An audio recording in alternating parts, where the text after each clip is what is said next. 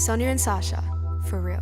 Thank you so much for listening to BRIMBANK Live on Live FM. This is the Sonia and Sacha for Real show. Back for another action-packed week, Sacha. We've got lots of great guests. It's my favourite day. How are you, beautiful? Oh, I'm missing you. I haven't seen you for ages. Just on this screen, I'm missing you.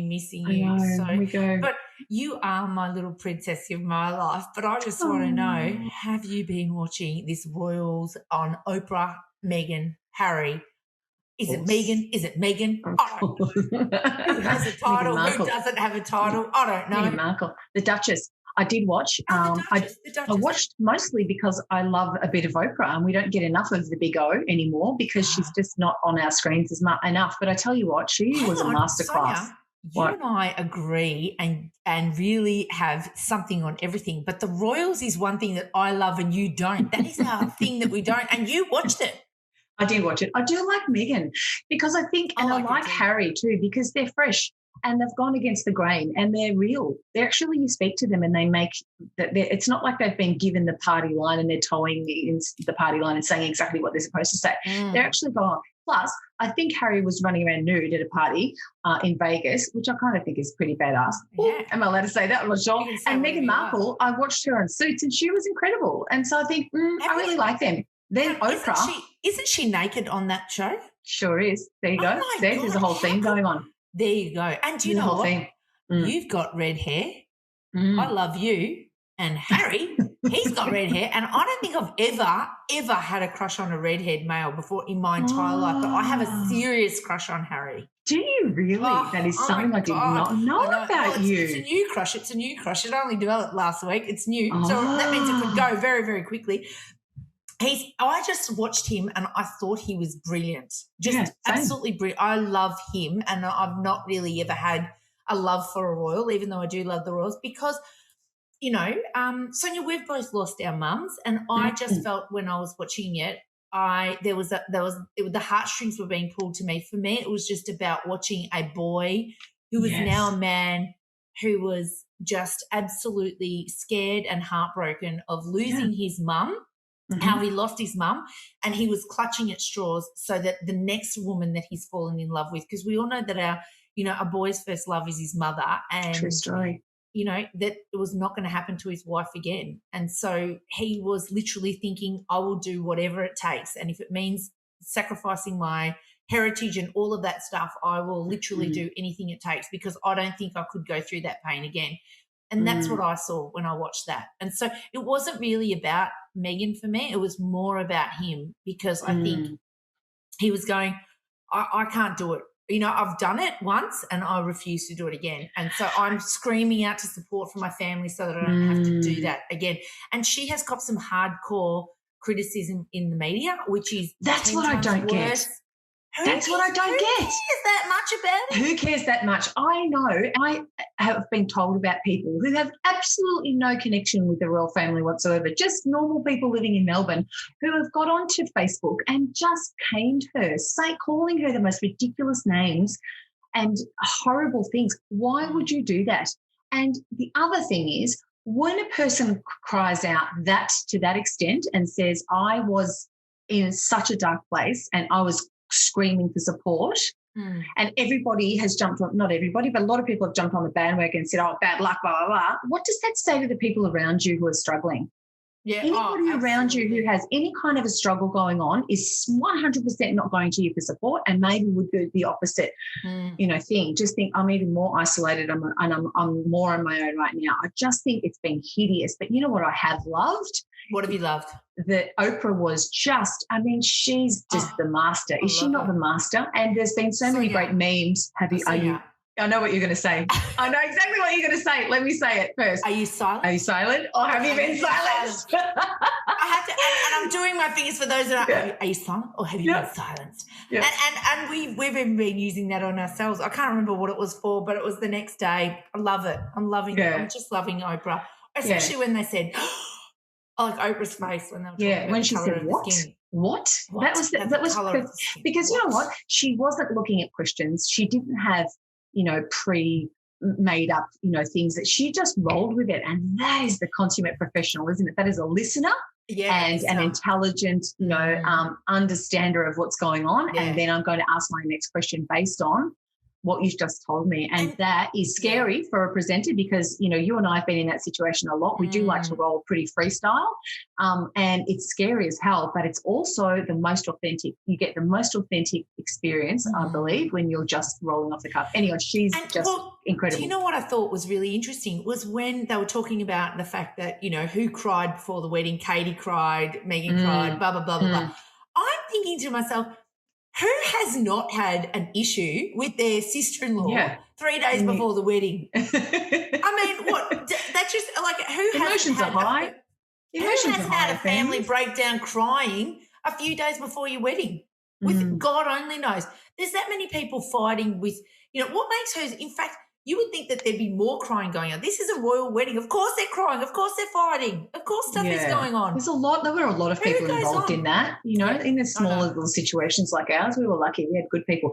Now, listen, you know why I think we love them as well is because we like a disruptor, don't we? We like people who disrupt the status quo. And that wedding with that pastor and that choir and the looks on those stuffy royals' faces when they came out and started rocking it, that to me was gold. I just thought, these are the people I can jam with. Yep, I'm not. That's like I felt like there was a point in that wedding I actually felt like I was in Harlem in church. Yeah. You know what I mean? I was going to get up and go, whoa! You know, it was so amen. good. Do we have an amen? And you know what? It's 2021. We're not back in the 1600s, guys. No. It's okay. Let the petticoats loose a bit. You'll be all right. Everything's okay. Let the petticoats loose. I love that one. That's a good one. Now, tell me, you did something on Facebook this week. We've got a couple of minutes. You've got something that you did on Facebook, which is so cool. So tell us about what you did. Okay, so I just put this post up for a bit of fun. A bit of fun. Okay, so you can go with this and you can write some more comments on this or think of some more comments. Okay, so what would happen if Bruno went to Mars? What if Alicia lost her keys? And what happens when Tom goes on a cruise? Now, you've got to keep it going. You've got to keep this going. Okay. Right? So we've got some other ones. Does Stevie really wonder? Does Neil have a strong arm? Oh, what would happen if Courtney fell in love? What happens if Kanye went south? Are there any rivers in Phoenix? Oh, does Kevin enjoy bacon? Did Whitney ever have a problem in Houston? I love that. What if Russell has a pet crow? Oh, did Tiger get lost in the woods? Oh, can Hallie eat a berry? Did Justin drop his timber in the lake? Is Morgan a free man? Oh, I think he is. Does Britney fish with spears? Is George Michael? Oh my God, I love this. What if Brad fell in a pit? Oh, what if Jehovah was a witness? Was Marvin actually gay? I'm not sure. Was he? Hang on. Does Paris stay at the Hilton? Oh. Hang on. What if you were Malcolm's ex? Oh, what if you were? What does Gerard really have a butler? Oh, Katori Spell. Has Michael ever been to Jordan? Hang on. What about this one? Does Hugh have a jack man? Did Hugh ever get that government grant? Does Kevin have a heart? I love it. And did Billy own any crystals? This is gold. What a great little thing to do. What if Madonna was actually the Madonna? Oh. And there was hang on. Give us a good one to wrap it up. Does Sam feel like a new man after leaving the footy show? No, I don't think he does. Do you know Sam Newman got married a few weeks ago? What? Who would marry Sam Newman? Was it Pamela Anderson? Don't know. I'm not sure. Yeah. It's not Pamela Anderson? And no, it's not. It is not Pamela Anderson. That was just on his windows. Now, listen to me. We've got a massive show. We're talking to my GP. There you go. We're talking to the incredible Nicola Doyle, who is all over COVID studies, vaccine information, the truth about what's going on with the actual virus. She has some great opinions. I followed her on Instagram throughout this whole COVID period, and she was my go-to person for finding out factual information because she actually hangs out with scientists from Oxford and Stanford and the World Health Organization. Yeah, she's been doing Zooms. And she talks to us. She talks to us. Whoa. I know. And she's brilliant. What a brilliant, brilliant, smart woman. I'm so proud that we know her. And then we have brilliant Wayne Peterson, the voice of Melbourne. who's live. going to be, who's live at the basketball, live at the NBL. So we're going to be right down courtside and hear about what's going on in the hot seats in the VIP section of the NBL. Can't get any better than that. So stay tuned, everybody. Hanging with us, you've got Sonia and Sacha for real on the most favourite day that we have of our week. Which is the day Can't we wait to get hang out with you. Okay. After the break, BRIMBANK Live on Live FM. This is the Sonia and Sacha for real show. See you soon.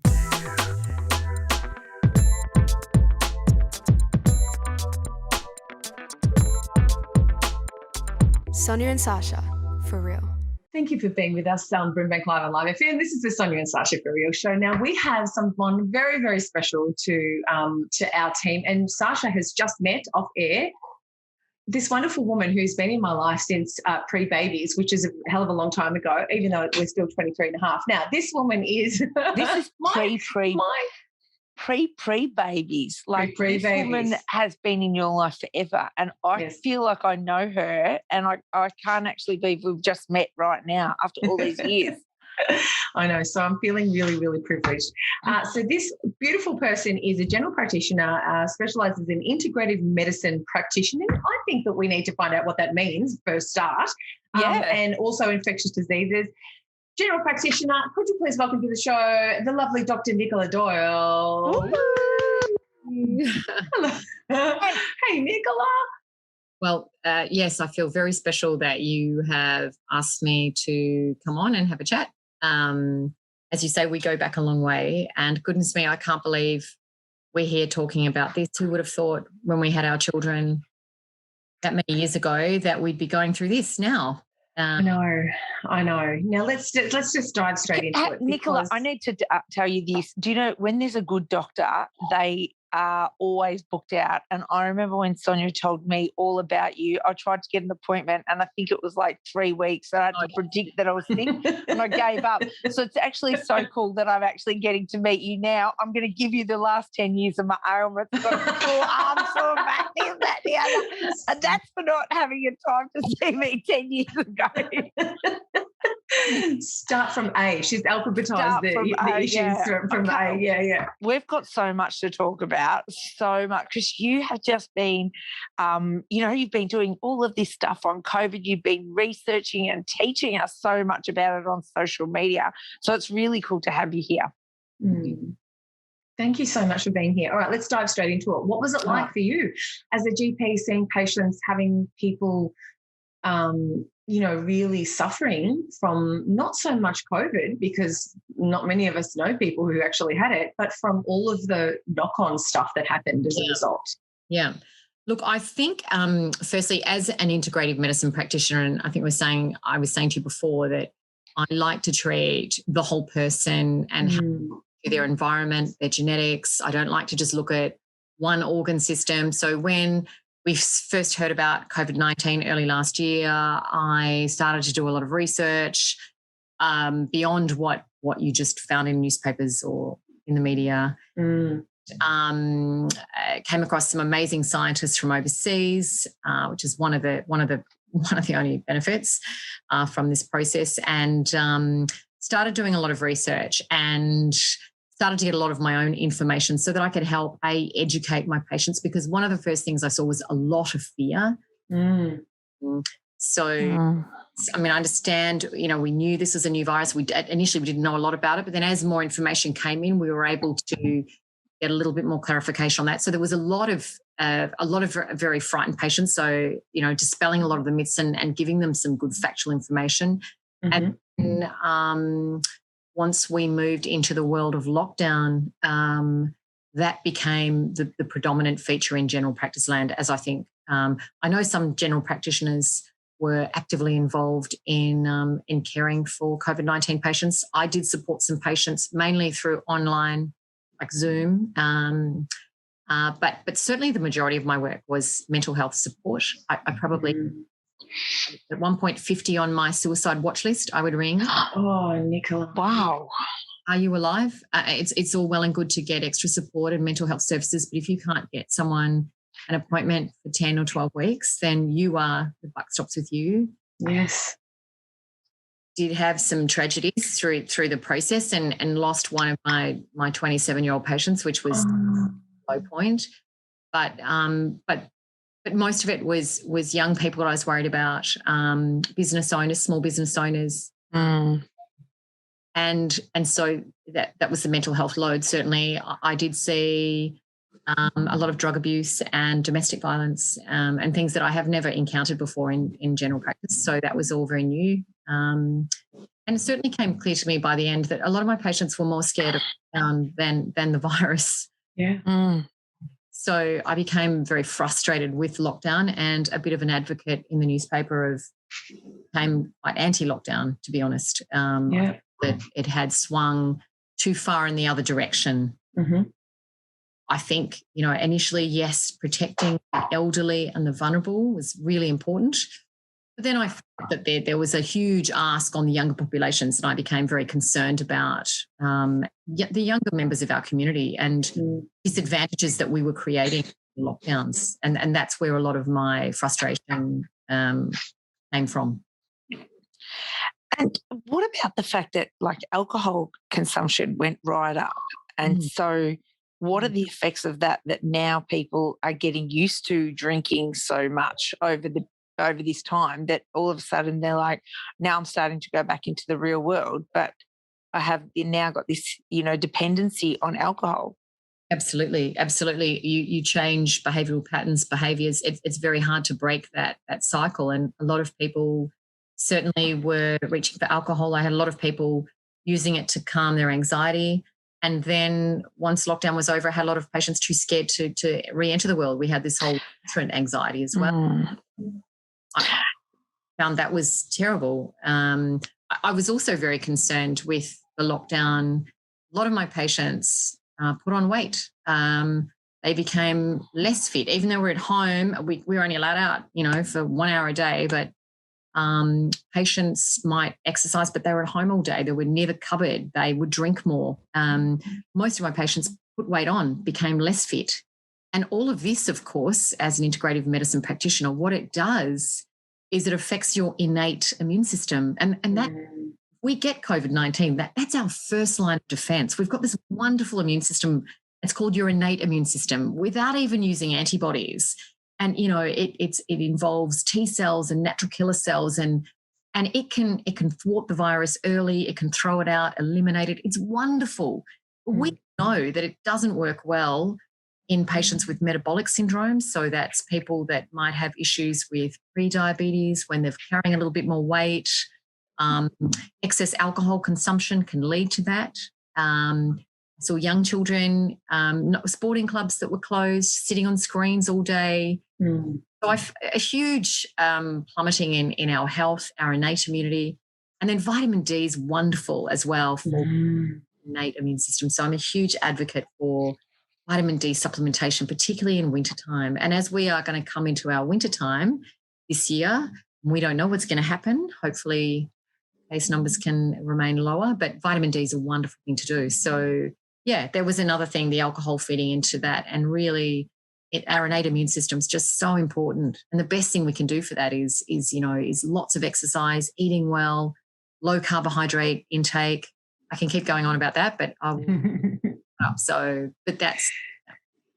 Can you explain, Nicola, why wintertime is so scary for this disease? What's the difference? Is it because our immune systems are lowered because it's cold? Is that what it's all about? Yeah, well, the theory is, of course, this virus has definitely exhibited seasonality. So you can see here, and particularly in Europe, we had peaks have occurred during winter. And you know yourself, if you get a virus in summer, it's rare, isn't it? You hardly ever get a mild sniffle, but it's really mild. Whereas in wintertime, some of the theories relate to low vitamin D. Vitamin D is something that we usually acquire through sunlight. Unfortunately, in wintertime, our vitamin D levels are a lot lower, and we need a supplementation. That's wonderful. But yeah, certainly things just seem to be, respiratory viruses just seem to be worse in the wintertime. The defenses are down, our vitamin D's down, and things just often are more severe in the wintertime. Yeah. And maybe we just feel down, we feel down because we wake up and it's dark, we go to bed, we come home from work and it's dark. I just think that, I know personally your moods are much darker, which is why countries that are like, for example, England, how they say it's just cold all the time and those kind of things, that it affects them much more than, you know, hotter places around the world. I mean, that's just a theory, but absolutely. And we know with certain viruses like COVID-19, it has more stability in colder temperatures. I mean, look at our outbreaks that we had at the meatworks in the sort of cold environments. Yes. More stability when it's cooler than when it's warmer. So, you know, the vitamin D as well. So our immune defenses are down. Our innate immune system doesn't work as well. So wintertime is always going to be high risk for us and for everyone. And is that the reason why? So, the first person that I really heard, or that I probably took notice of having COVID-19 was Richard Wilkins when he was exposed by Tom Hanks. Yeah. When they were interviewing Tom Hanks. But he kept on coming onto the TV and saying, I have no symptoms, I feel completely fine. And yet he kept on testing positive for quite a while. And he was in quarantine for a really long time. Is that because he's got a killer immune system, innate immune system, and that's just, you know, he just did not get? Because that seems to be what's happening now, is that there's no deaths anymore. I'm not hearing about people going into hospital, even though we've had people with COVID. Like, what's the story there? Certainly the deaths are coming down in Europe, but they have been quite severe over the peak of their winter. They have certainly seen a second wave of deaths, and they are coming down. I'm sorry, I should have said in Australia, I mean, in terms of us here. Oh, yeah, because we've been in the summertime, and our case numbers have off. Yeah, absolutely. We got better at protecting the vulnerable, and we, you know, moved into warmer weather. We had a very severe lockdown. Case numbers, and we protected our vulnerable, and we got warmer weather. So yes, and Richard Wilkins probably did have a really good innate immune system. And you know, Go Richard. Well, they say that he's a big partier, so maybe the alcohol's got something to do with the defense system. No. So Nicola, my question would be, why have we not had any cases of the flu? Yeah, look, I think the best answer to that, a lot of scientists believe that one of the reasons has been global shutdown, so no movement between populations. Normally, every year, you know, we have a flu shot, and it's usually we'll get the circulating flu, influenza viruses that have come from Europe, while nobody's really come from Europe. And the influenza virus maybe hasn't really stood a chance because COVID-19 has been centre stage and has taken up all the vulnerable population, and influenza hasn't really had much of a chance to sort of get a look in this season. So it'd be very interesting to see. I think once we see more global movement, influenza viruses will become dormant, but they will reactivate. So we will see it, but probably not until we get more movement between population again. Okay, so we've got this vaccine that's being rolled out across Australia. There's a bit of talk today that it's not moving fast enough. What's your thoughts? What are your thoughts on the vaccine in the first place? Because it seemed, just as a thought from me, it seemed very unusual that the process for getting anything onto market in terms of a medication was, in my view, always heard was at least a 10-year process. There needed to be some significant studies going on for a significant amount of time. Is that right? And why have we been able to get this so quickly?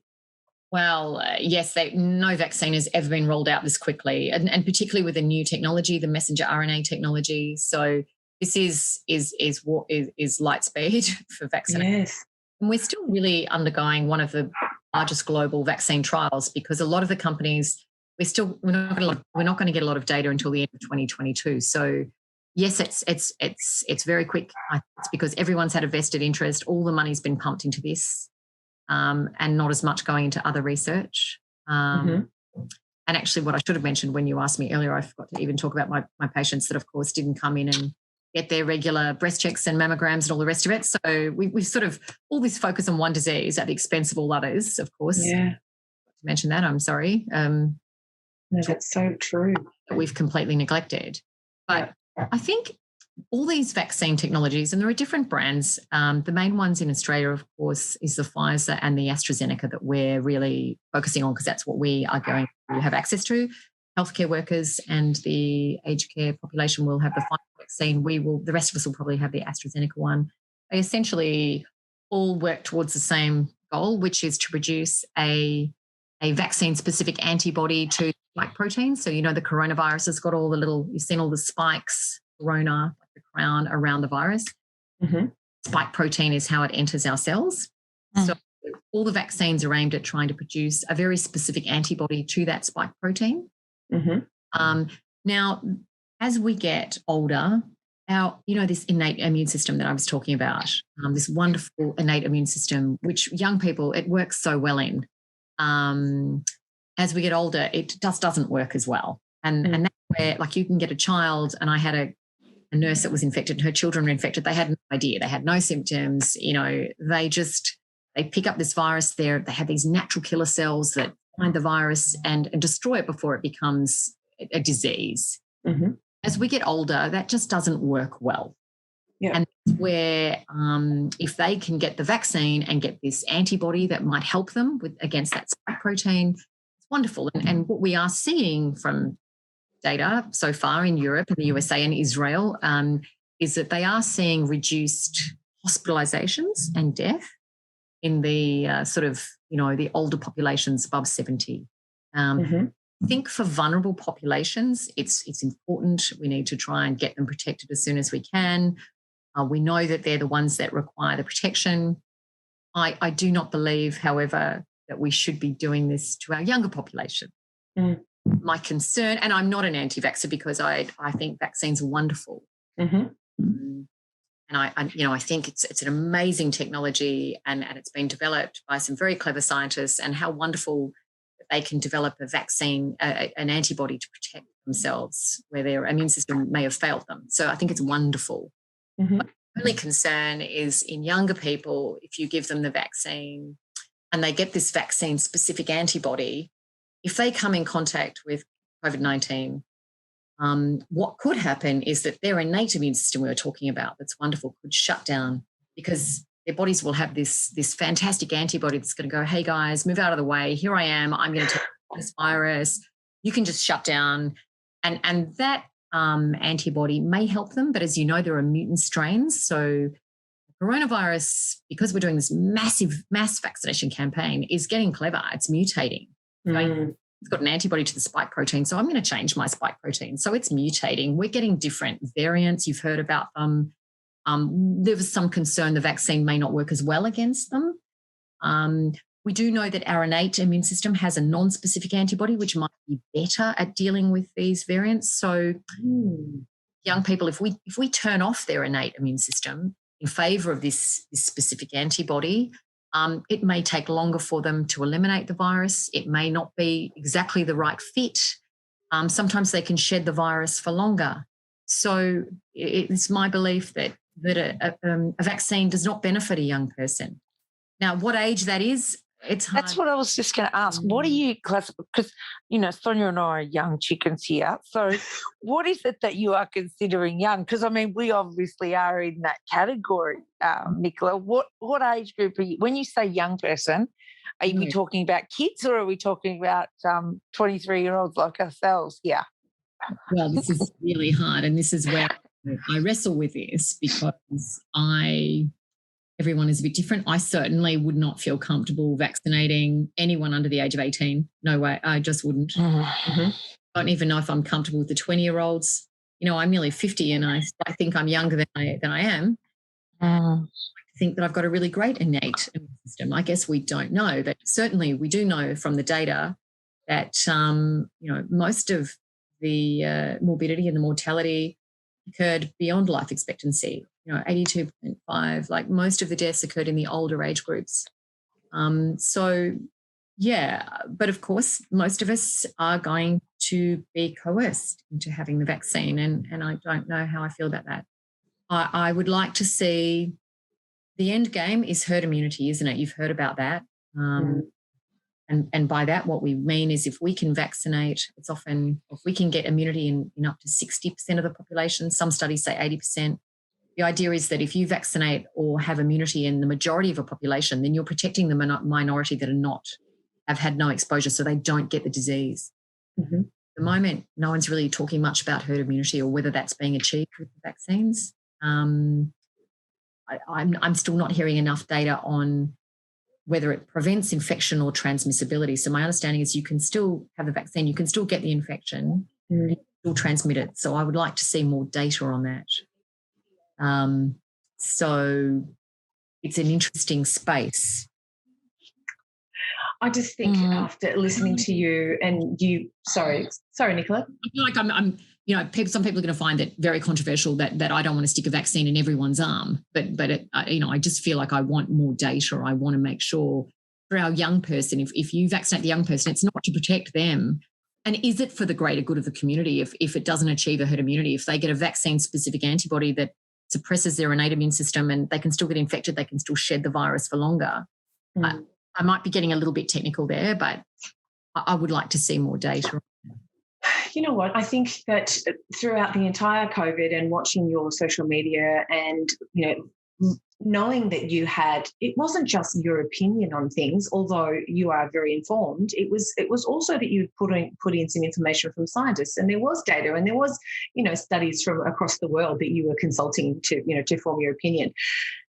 Knowing what we do, what Sacha and I do, and going into schools and speaking to young people and speaking to teachers and listening to the mental health effects on those young people, the mental health effects on the two of us, because we can clearly say that was the closest that we'd ever come to a breakdown, because we were under severe pressure, to homeschool and to try and with a failing business and, all of those sorts of things going on. And we're not alone, and we're certainly not saying that we're special, but even now when I go into schools and, I had a chat with a principal the other day, and he said our year 12 and year 11 students are off their heads at the moment because the snap lockdown that we had for 5 days. He said, I don't want to say PTSD. And I said, well, I do, because I had it for sure. I went into, I can't do that again. I cannot do that again. And because we knew that Dan the man, wasn't keeping his promise on how long the lockdown was at any point in time. So I think all of those other effects, the ones that you've said to us, that people weren't going in and getting their cancer diagnoses, and they weren't having the regular tests and checkups that they should have had. The huge effect that mental health has had on all of our mental health.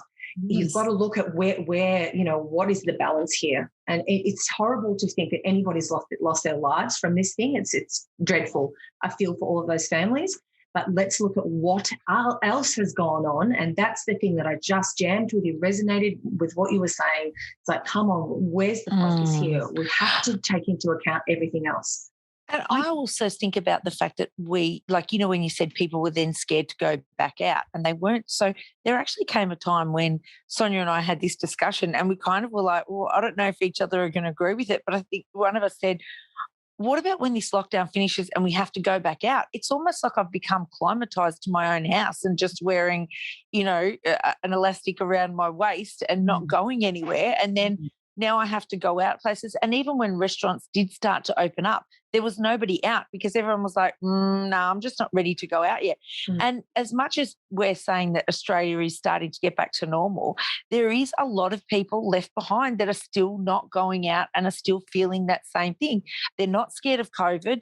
They're not, they don't have what anyone would see as a really, obvious mental health issue, but all of a sudden they're like, oh, I still haven't gone out that much. Look, I think this is a crazy time. I think what we have been doing is quarantining healthy people. That has never been done before. It was copied from China. We copied the lead of a communist country who are quite, populations that are used to being locked up and bolted in their homes. And unfortunately, a lot of the people over there don't have a lot of rights, and it's not a democracy, it's a different process. And that was applied to Italy, and then it's just been applied around most countries around the world with a couple of exceptions. We've locked up healthy populations. We've reduced their exercise. We've endangered health. We've damaged innate immunity. It was all to stop hospitals from becoming overwhelmed. And that 2 weeks became 4 weeks, became 12 weeks, became 3 months. And as you know, it goes on and on and on. And the end point has to be the vaccine. And, I'm just not sure if the vaccine is going to be the silver bullet. I think it's wonderful that it's going to protect vulnerable populations. But where does it end? We don't, we can't achieve, zero COVID here is fine, but we can't maintain it unless there's zero COVID worldwide. Do we part of the global community, or are we going to have ongoing quarantine stations? Are people going to want to come here? I mean, this year is going to be very unpredictable. There's going to be a lot of chaos. You're going to have to support a lot of uncertainty. People are going to, they have to venture out, but then they could be locked up again. I saw that 5-day lockdown. I saw people with PTSD type symptoms. I had a florist we had to get to hospital. He couldn't guarantee his safety. And I had a patient coming in saying to me, when I hear the press conference, I feel like I'm a Vietnam War vet and I've got choppers flying overhead. I mean, he was that. Wow. So, surely he wasn't fearing for his safety in his life, but, there was a lot of very similar, the trauma, it comes in many forms. And this year is going to be, it's going to be still very chaotic because I think border closures, what happens when we get a few cases? Are we zero COVID? Are we, what is our ultimate aim? And we've got to wait and see what happens with the vaccines. We've never before tried to administer them in the midst of a pandemic. We've never had that happen before. They've normally been administered prophylactically to stop you getting a disease. So it's completely different circumstance. And then we could see the emergence of vaccine resistance. So watch this space. Oh my gosh. And the fact that Dan the man's in hospital himself, right? Like, who knows what's going on, really? Well, yes. We'll be doing a press conference from his bedroom when he gets home. Yes. I mean, with his physio in the background giving him a massage. Who knows what we'll be seeing. Let's just hope he's got the North Face jacket on, that's all, because when the North Face jacket was on, it was good news. Oh, God. And, we'll definitely be seeing him there with getting his massage and figuring out his own life, because that's just to now have our own, to have Dan the man in hospital himself. Oh, I wonder if he's getting more than one visitor. Who knows? Probably not. So, Nicole, let's finish off on some positivity. Tell us what we can do to boost our innate immunity and to, come through this winter, prepare ourselves so that we don't, fall foul to this malarkey that's been happening the last year or so. So I think to everyone, so weigh up your own personal risk. There are some young people that have, high risk.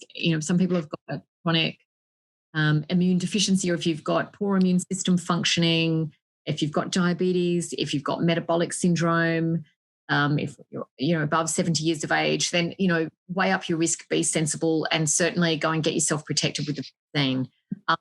Otherwise, I think focus on really trying to get that optimal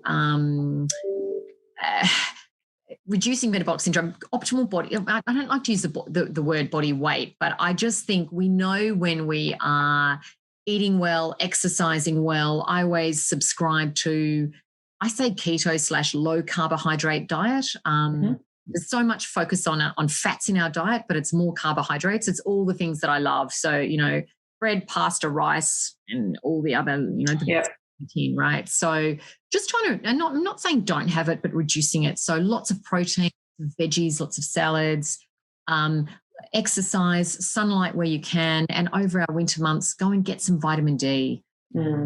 Maybe some omega-3 supplementation as well. That's also wonderful of that. And some good exercise. Wonderful, I find, when you're outside, things don't seem as bad when you can have a break. I love walking. Even just a quick stroll just clears my head. That fresh air is bad. And we can walk outside without a mask on, preferably with walking. But just to get that fresh air, and exercising well. So, yes, really promoting that innate immune system, which when we're at our optimal sort of body weight, height, fitness, vitamin D, they're the really key things. And they're all achievable for all of us. We just make better choices. We don't have slabs of sourdough bread like I did to get me through, which was what a lot of people did at the time, and then had to work it off literally. Yeah. And Sonia, and I think that all that friendship and laughter. Look, Sonia and I would go for a walk in the afternoons when we were allowed to see each other. We'd go for a walk in the afternoon after school with our kids, and we would take turns who would cry literally on a daily basis as to what was going on the day. And so friendship and connecting with people is so important, and having a laugh and music and dancing, all those little things that you just kind of you take for boost, and that will that's been shown to help your innate immune system as well. So go and laugh and see your friends and do your little connections however you can. But it is so important. And listening to you two, honestly, that must be the best dose of medicine anyone could really. Oh. Nicola, So all I can say is, if you're out there, start going clubbing now. Get your music and your dancing up before they lock us up It'll be again tough. and can't go clubbing. Yeah. So I'm going to go clubbing every week. That's my little prescription for myself. I love it. Nicola, I think thank you that so sounds good. much. Thank You've you so been much for amazing. all of the information that you put out into the world through all of the lockdowns and the horrific stuff. If anybody wants to get an appointment with Nicola, bad luck. She's too busy. She can't She's see too you. busy. But I tell you, you can actually get an appointment with us. Come clubbing with us Saturday night. If you Yes. can't get an appointment with Dancing. you, Nicola, you are coming dancing with us on Saturday night. We're going to have a laugh and do that sort of stuff. Definitely. And then by the end of the night, after a few drinks, I might start telling you my problems. You know what I mean? It's been an absolute pleasure meeting you, Nicola. Thank you so much for coming on Sonia and Sacha for real. Yeah, thank you, Nicola. We really appreciate your time today. And if anything that we've spoken about has triggered any kind of negative thoughts for you, please get in contact with Lifeline on 131114. And thank you so much to the brilliant Nicola Doyle, Dr. Nicola Doyle, our friend of the show. We adore you. Thanks, Nicola. We'll be right back after the break. BRIMBANK Live on Live FM. This is the Sonia and Sacha for Real show.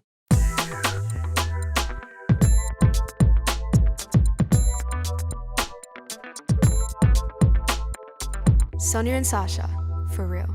Thank you so much for listening to BRIMBANK Live on Live FM. You've got the Sonia and Sacha for Real show, and we've got a friend of the show.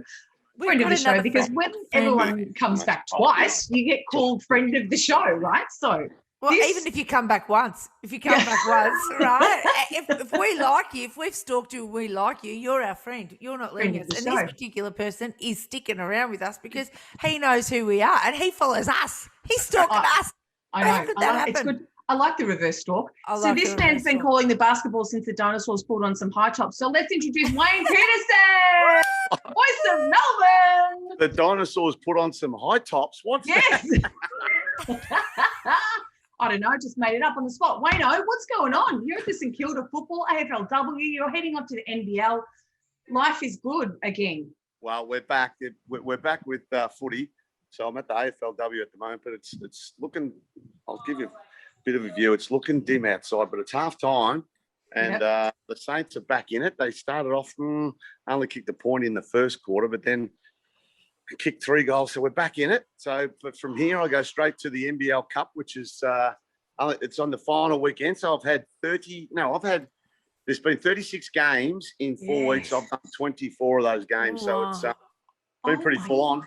Oh my God! What does it feel like being back?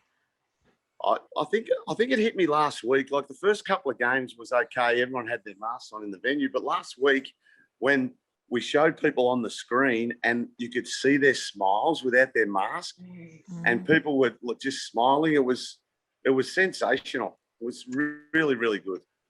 It's almost like it's a better feeling than it was before. Don't you feel? Like I feel like people are just valuing each other and really I know that we're supposed to be social distancing, but I think that we're hugging a lot more or, like we're really embracing these situations. Like because we haven't been in stadiums for so long, when we are in one, the vibe is so raw and exciting. That's absolutely true. I did a pre-season AFL game last Monday on the public holiday. And there was only 8,000 people at Marvel Stadium, but it sounded like there was 30,000 there. It was just loud, and everyone was just happy to be back cheering and just being at live sport. We looked at each other in the control room and went, "How good is this?" And there's only 8,000 out there. It was fantastic. I think that's going to continue on. So tell us about the NBL Cup that's been happening over the last few weeks. We've had some double-header games, two games for $10 with some amazing, entertainment at halftime. We just spoke to a friend of ours who organised the hip-hop talent that's been showcasing at Daniel. Daniel. Yeah, did he make contact with you? That's awesome. Good. I haven't seen him yet, but I follow his Insta, so he's got all the acts going on. So it's been awesome. Like the crowds have been coming out during the week. Even we've had, last night we had a good crowd for the Phoenix Cup doubleheader and just doubleheader games, and people just sitting there and just it's a little bit different than a regular home game for Melbourne because people are cheering for sort of both teams. They're picking a team and a player, but it's just fantastic to have basketball back. It's a lot of games, and you can see the teams are getting a little bit tired. They are getting a little bit tired, but there's a lot of games, and we've got the final weekend coming up. We had Ryan Brokoff, who came back and he played his first game with the Phoenix last night, back from the NBA. His last contract was in the NBA, so he's come back. So there's heaps of vibe around sport at the moment. The AFL, the AFLW on here today. The A-League soccer's on at Marvel tonight. So there's plenty going on. Sports back, baby. It's awesome. Oh, that's amazing. And what's your favourite? What's your favourite type of sport to call at the moment? Whoever pays the most, I reckon. I love it. But when you're saying that you think that the players are really tired, why do you think that? Is it because they've been, laid back for so long and then now the hype's too much? What do you think?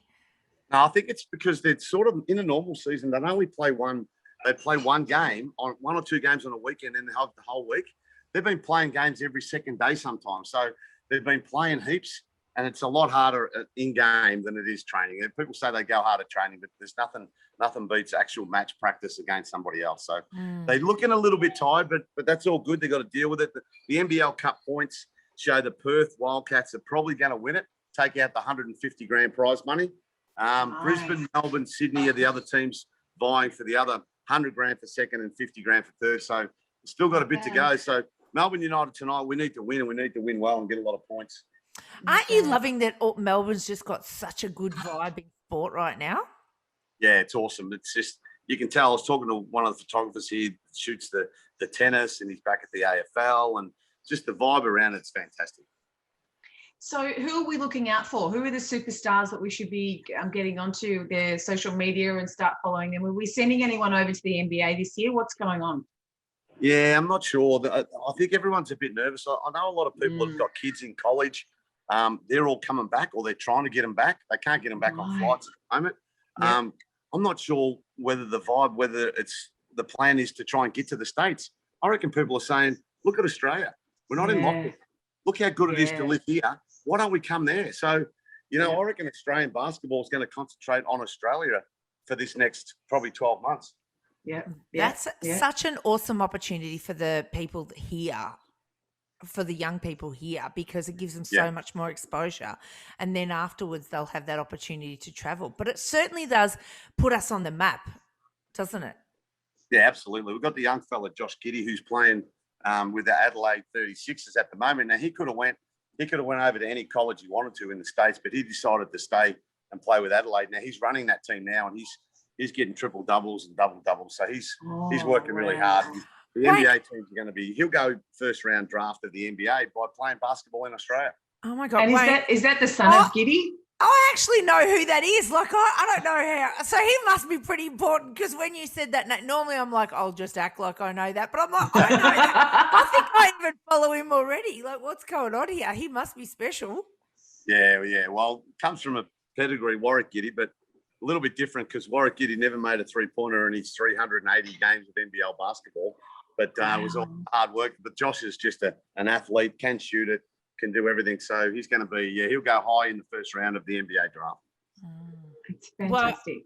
Tell you what, you can't get a better person to be able to interview the actual voice of Melbourne that tells us all of these stories, educates us when I have no idea. Sonia, you know way more than I do, but I'm going to go for a 3-pointer, and that is I'm just going to go a bit of Cocoa Pops for breakfast. That's what I'll do. So I'm telling you now, it is so good to have the voice of Melbourne here and to call you our friend. Thank you so much, Wayne, for coming on our show. When you said Cocoa, I thought you were talking about maths. He's all over. Look at you. You're all over everything, mate. You know everything. You know everything. No, for dinner I've had Cocoa Pops today, so that's it. That's where I am. I actually I don't talk about this. There are gay time Cocoa Pops. Has anyone tried that? No, there's not. Really? They're out there. They're out there. Next time you go to Coles, check out the gay time Cocoa. Dude, that's not. I haven't. That's dinner. Yeah. Oh, for sure. I haven't tried them yet, but I think as a bit of research, and I think that they're only $2.89. I think I can put myself out on there. Do you know what I mean? I could give it a go, and if it doesn't taste good for $2.89, I'd consider myself rich that I could probably chuck it out. That's what I reckon. But I won't. I'll put myself through it, and I'll finish the bowl. You know what I mean? Finish the pack. Awesome. Thank you so much, it. Wayne. I'll We get love you guys you. We along love to you. get you guys along to the basketball as soon as we can. It's a little bit different at the moment, but as soon as we open up to 75% and stuff, we'll get you guys along, and we might be able to do something live. Well, I tell you what, Sacha and I will be making up the audience for loudness, because we haven't been to an event for a while. So you'll think that there's 8,000 in the crowd with just the two of us there. So bring it on, baby, is what we say. So thanks a lot for being with us today, Wayne. Friend of the show, Wayne Peterson, voice of Melbourne, voice_of_Melbourne on Instagram. He's just, what a champion, mate. We love you. Have a great day. Enjoy everything. Have the best Thanks, day, guys. friend. Bye-bye. See you soon. Speak soon. Bye. You're listening to BRIMBANK Live on Live FM. This is the Sonia and Sacha For Real show with the voice of Melbourne, Mr. Wayne Peterson.